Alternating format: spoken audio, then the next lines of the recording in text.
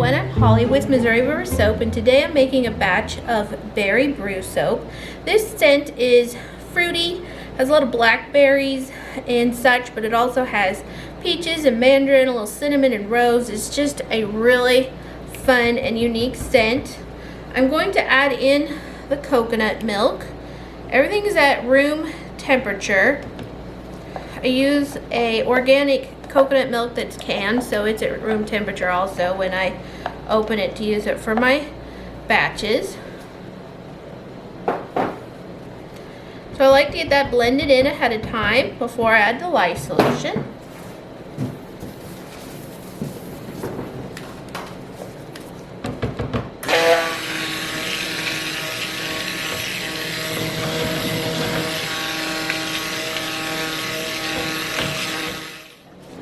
Gonna add in the lye solution. This type of soap making is called cold process soap making, and we add a lye solution to the base oils.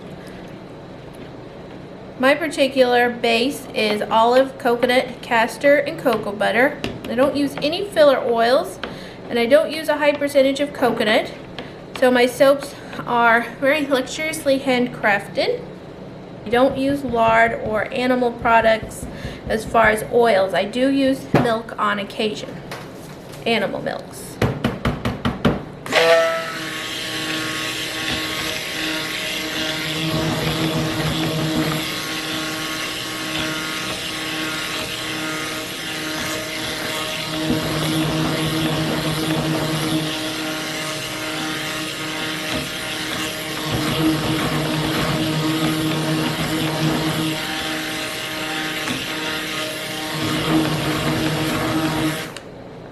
Okay, so I'm going to add in my fragrance. It's pretty yellow, this one. Oh, it smells so good. It is going to discolor just a little bit. I'm just going to roll with it, the colors that I just want to use for it, but it may discolor a little bit.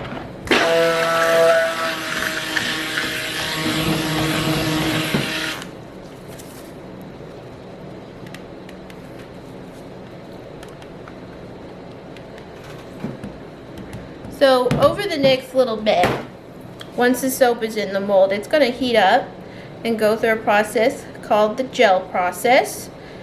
And it helps to create a more translucent, it's not really translucent, but it goes through a translucent phase, and then it cools back down.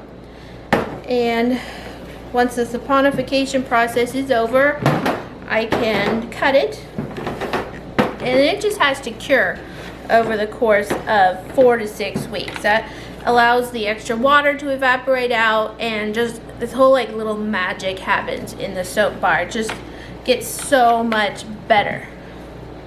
So I believe I need about 2 liters to split this batch evenly. It's a little bit bigger batch than what I need, so I'm going to have another little mold here. Yeah, it's pretty close.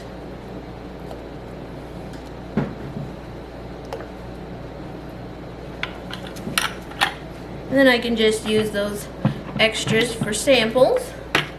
It's a win-win. The colors I'm using today come from Mad Micas. I have Satin Penny,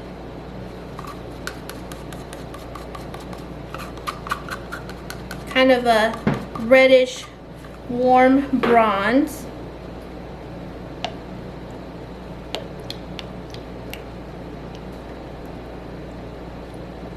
this will probably tone down a little bit to a orangey, kind of a burnt orange color, which works great. This is Harold's Purple Crayon, I do believe.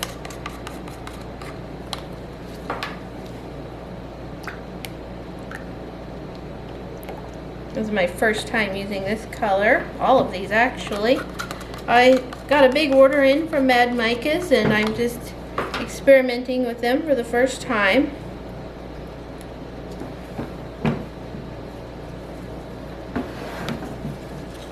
And then this one I think is called Flirt.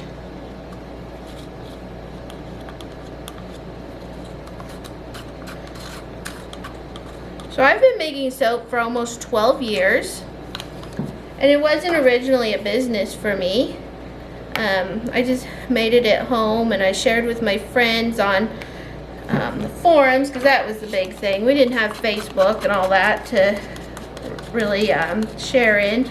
We had forums and blogs. That was really the big thing.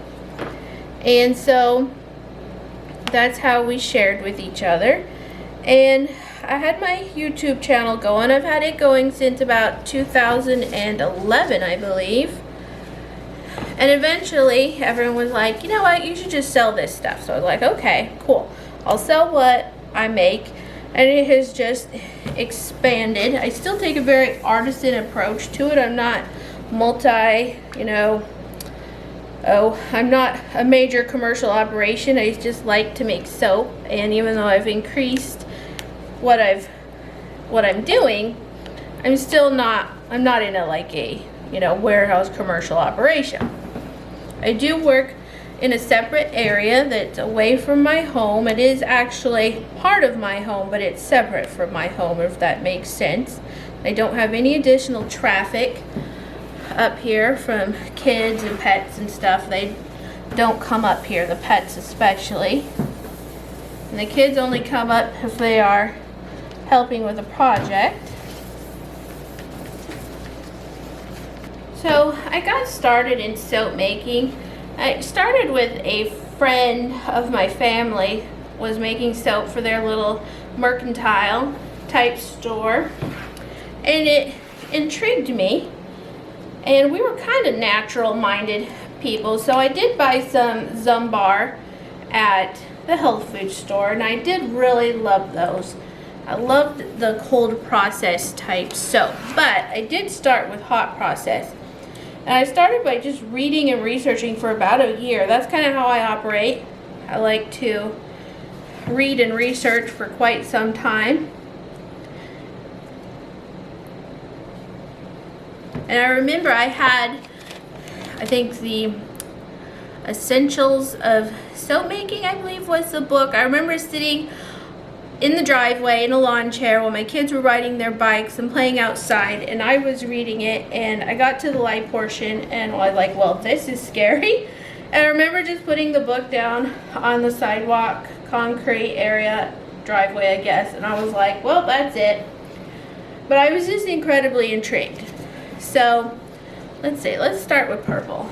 I was incredibly intrigued with it still. So I have an obsessive personality, so once I get onto something, it's hard to break me free. I will research and research, so I did that for a very long time, read about everything I could get my hands on. And the reason why I really started was because I had 3 young children at home, and I had 2 in diapers. I was washing my hands constantly, and my hands were just getting so dried out from commercial soaps. We didn't have any eczema or any issues like that. You know, a lot of people do with their story of how they started soap making. We didn't have anything like that. I was just getting so incredibly dried out. And so I wanted something a little better, and the Zumbar did work a little bit better for me. But I was just intrigued, just want to try doing my own thing. I still continued to buy Zumbar for a very long time. The very first batch I made, I got off a recipe from the Ponte Vedra soap shop, which we had lived in Ponte Vedra even though we were in Kansas City at the time. So that was kind of cool. I really enjoyed that little aspect of it, and I did it like a shea and mango recipe, only I did switch it out to shea and cocoa butter. And of course, trying to find those at Whole Foods and such, we found it, but it was quite expensive. I was going to Lowe's and buying lye there and stuff like that. So anyway, the first time I did an oven process recipe, and my poor child, he thought Mom was making chocolate chip cookies, so he was rather disappointed that I was not making chocolate chip cookies, and truly I have not done a whole lot of baking since then. It just kind of took over. So I'm going to use a little bit more of the purple and the pink.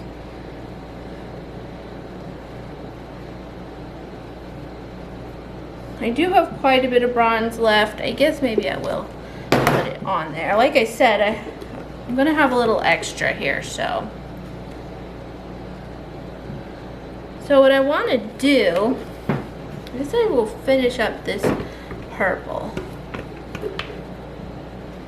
So anyway, pretty much the rest is history. My next batch was a goat milk and honey, unscented, and I did a lot of more natural. But I did hot process for a while, and then I completely burned out. I decided I didn't like it. I put it all away, and I didn't touch it for quite a long while.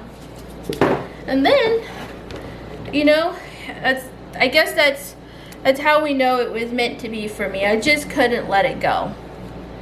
It's just something I love. I can get intensely frustrated with soap making and, you know, just the business side of things, and I will be right back to it within days. I just love it.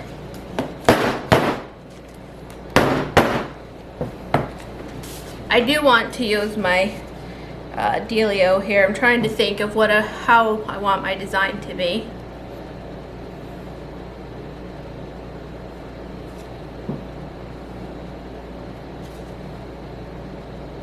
I think I'm just gonna swirl like so.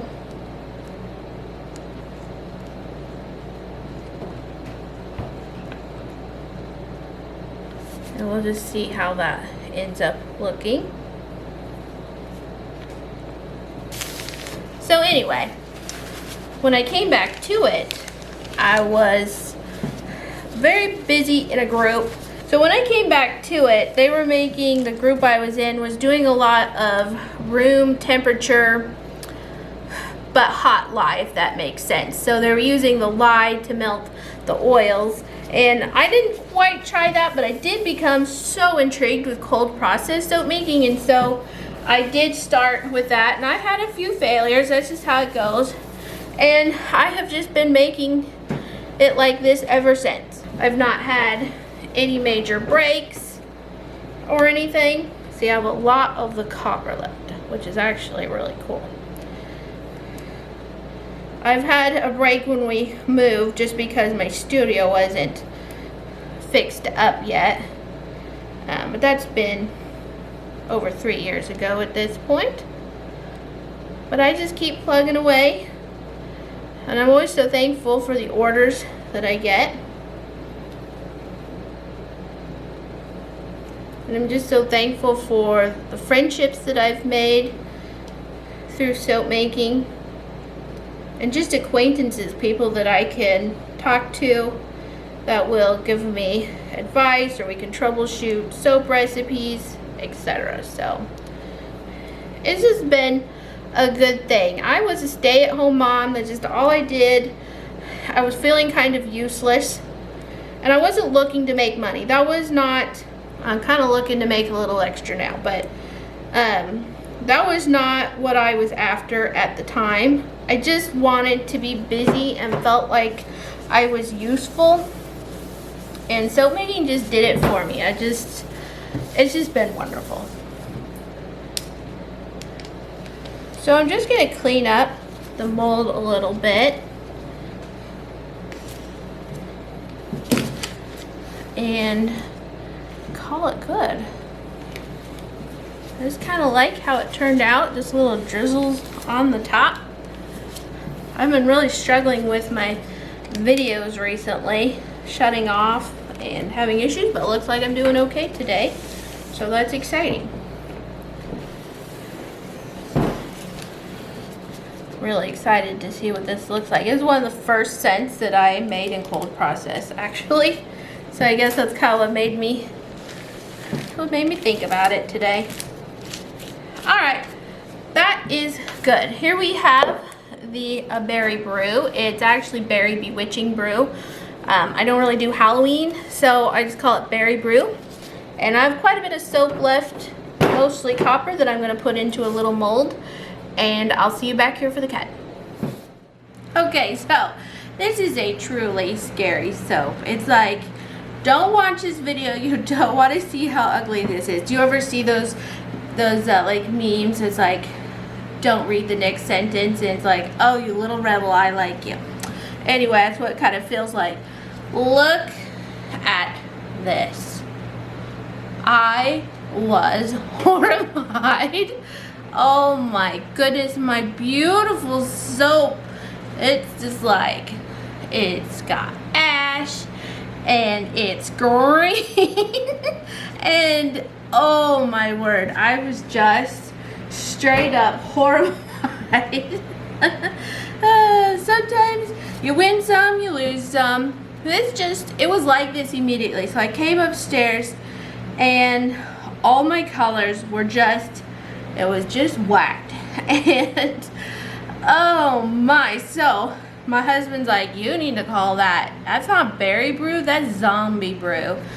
I was like, geez, isn't that just kind of being nice to it? It's more like zombie brains or something. I don't know.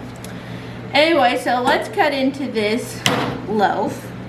It's so ugly. Oh my goodness gracious. So I don't know what I'm going to do with this soap. I don't know. It smells wonderful. I don't know if I'm going to just try to list it at all. I mean, literally, it's just ugly. That's all that is wrong with it. It smells good. It smells like Berry Bewitching Brew. Now, I feel like I've used the one from Nature's Garden before. I feel like it maybe discolored / morphed, but wasn't anything like this. This I used from Indigo, and it would probably be appropriate to go leave a review. I mean, it's a great scent, and it definitely did discolor. It's just kind of funny how the edges are, well, it's more where evidently I don't think I see a partial gel. I don't think so. But it seems by the ash characteristics that it did partially gel. So this is just ash. It's completely harmless. Side effect of cold process soap making, it has to do with the amount of water used, temperature fluctuations, humidity fluctuations, etc. So I would say that this soap, I guess it helps if you could say it was gelled up to here, and that it was not gelled there, because it does look like a partial gel ring. But I'm gonna have to investigate further, but I really don't see the partial gel. But it could just be that the soap is that ugly. But it's just that ugly and that dark that you can't really see it. So, yeah. I won't be using that in soap again. That's just one of those, we're just gonna have to accept it. Alright, so today, I was yammering. I wanted to check. Well, where did it all go? Oh, I guess I still wasn't quite there yet. That's why I can't find it. I was looking on this side. Looks pretty nice compared to this side. So let's see here. I'm really not seeing a partial gel. So it is just a horrifyingly ugly soap, and that's all there is to it.